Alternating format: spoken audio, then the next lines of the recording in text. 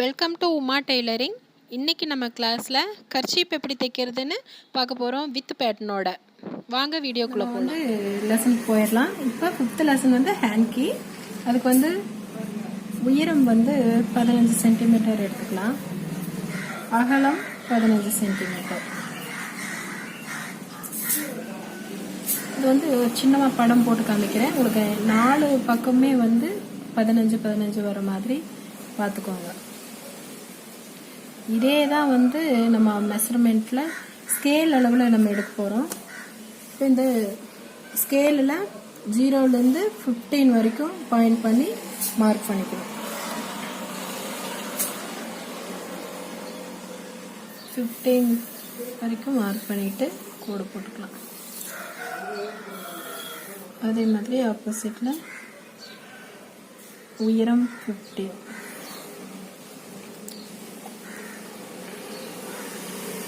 அகலமும் 15.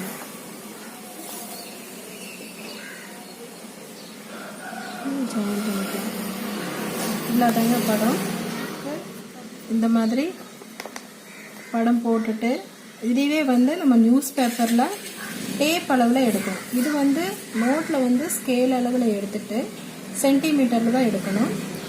டேப்பில் எடுக்கும்போது இன்ச்சில் எடுக்கணும். இவ்வளோதான். இந்த டயக்ராம் போட்டு வச்சிட்டிங்கன்னா உங்களுக்கு ஒவ்வொரு படமும் போட போட உங்களுக்கு ஈஸியாக டிராயிங் வந்துடும். வரைகிறதுக்கு சுலபமாகவும் இருக்குது. பேட்டர்ன் போட்டு பழகிக்கலாம். சைஸ் நோட்டு, ஸ்கேல், பென்சில், பேனா இதெல்லாம் எடுத்து தயாராக வச்சுக்கோங்க.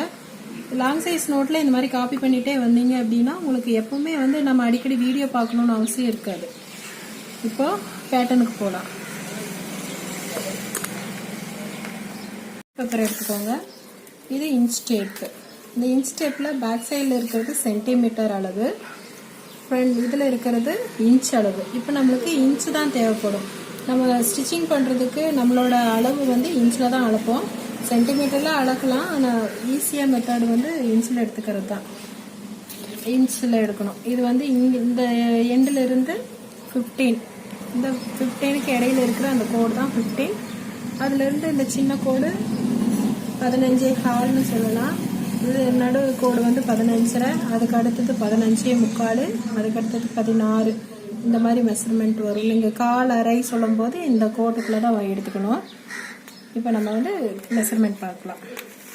நான் பென்சில் மார்க் போட்டால் தெரியாதுன்னு பேனா மார்க் பண்ணுறேன். இந்த பேப்பரோட எண்டில் இருந்து நீங்கள் 15 மார்க் பண்ணிக்கலாம்.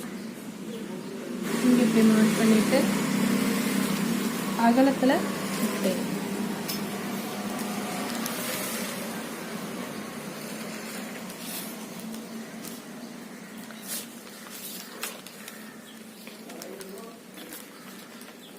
மார்க் பண்ணிவிட்டு அதுலேயே வச்சு ஸ்கேல் வச்சு கோடு போட்டுக்கலாம்.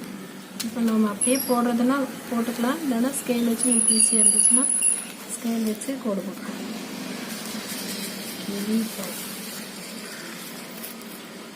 இது மார்க் பண்ணிக்கலாம். அதே மாதிரி கீழே காட்டன், இந்த பேட்டனை கட் பண்ணி எடுத்துட்டு நம்ம எந்த கிளாத்து கர்ச்சீப் எந்த கிளாத்தில் நம்ம தைக்கணும்னு ஆசைப்படுறோமோ அந்த கிளாத்தில் வச்சு ட்ரா பண்ணி கட் பண்ண போகிறோம். இதான் பேட்டர்ன். நான் அடுத்தது துணியில் எப்படி நம்ம பேட்டர்ன் வச்சு கட் பண்ண போகிறோங்கிறத பார்க்கலாம். கட் பண்ணுறதுன்னு பார்க்கலாம். பேட்டர்ன் வச்சு இந்த கிளாத்து உங்களுக்கு எந்த விதமான கிளாத்தாக இருந்தாலும் சரி எடுத்துக்கோங்க. காட்டனாக இருந்துச்சுன்னா நல்லது. காட்டன் கிளாத் எடுத்துக்கிட்டிங்கன்னா கொஞ்சம் ஈஸியாக இருக்கும் உங்களுக்கு கட்டிங் போடுறதுக்கு, ஸ்டிச் பண்ணுறதுக்கு, எல்லாத்துக்குமே. வந்து இந்த பேட்டர்ன் வச்சுட்டு ஒரு 1/2 இன்ச்சு பேட்டர்ன்லேருந்து 1/2 இன்ச்சு மெஷர்மெண்ட்டில் பார்த்தீங்க அப்படின்னா 1/2 இன்ச் விட்டு நீங்கள் கட் பண்ணிக்கலாம். இந்த மாதிரி 1/2 இன்ச் வர மாதிரி எல்லா இடத்துலையும் மார்க் பண்ணிக்கோங்க.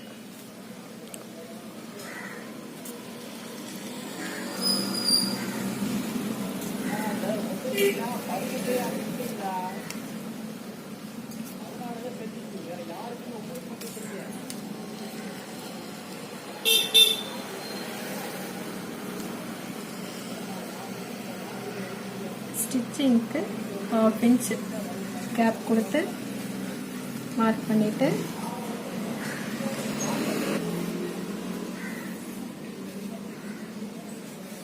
வேணும்னா நீங்கள் ஸ்கேல் வச்சு கூட கோடு போட்டுக்கலாம்.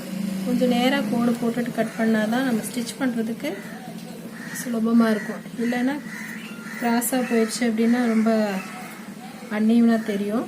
இந்த மாதிரி 4 பக்கமே அரை இன்ச்சு விட்டுட்டு நம்ம கிளாத் கட் பண்ணிக்கலாம். இவ்வளோதான் பேட்டர்ன். இந்த பேட்டர்னை நீங்கள் எந்த துணிக்கு வேணாலும் எப்போ வேணாலும் கர்ச்சீப் அப்படின்னா நம்ம போட்டுக்கலாம். இப்போ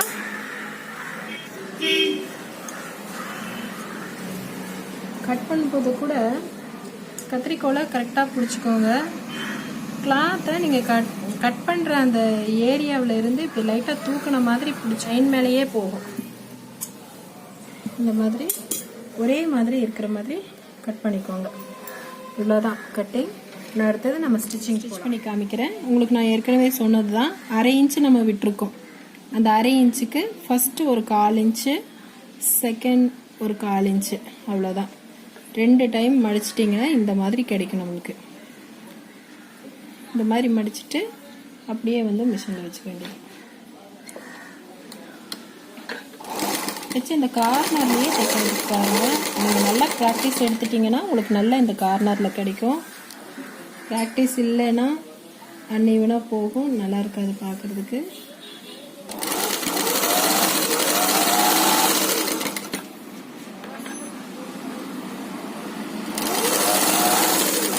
இப்படி மடித்து வெளியில எடுத்துரும்.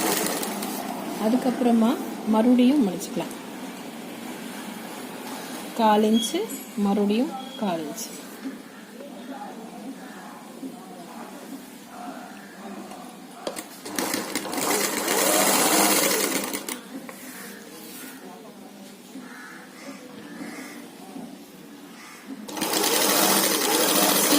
பெரிய விஷயம் இல்லை. நீங்கள் மிஷினில் எவ்வளோ நேரம் ஸ்பெண்ட் பண்ணுறீங்களோ, நீங்கள் தச்சு பார்க்குறீங்களோ அதுக்கு தகுந்த மாதிரி உங்களுக்கு எக்ஸ்பீரியன்ஸ் கிடைக்கும்.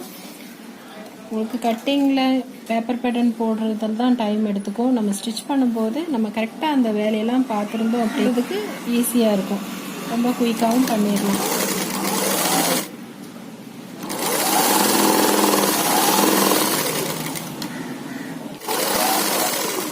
இப்படி 3 கார்னர் அடித்தாச்சு. இப்போ 4வது கார்னருக்கும் அதே மாதிரி அடிச்சு போகிறோம்.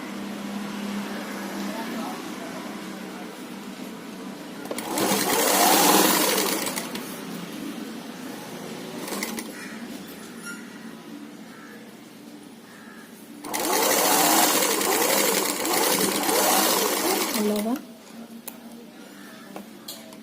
நீங்கள் இந்த எண்டு வரும்போது நல்லா அந்த நூலை கட் பண்ணிவிட்டு முடிச்சிருங்க. கர்ச்சீப்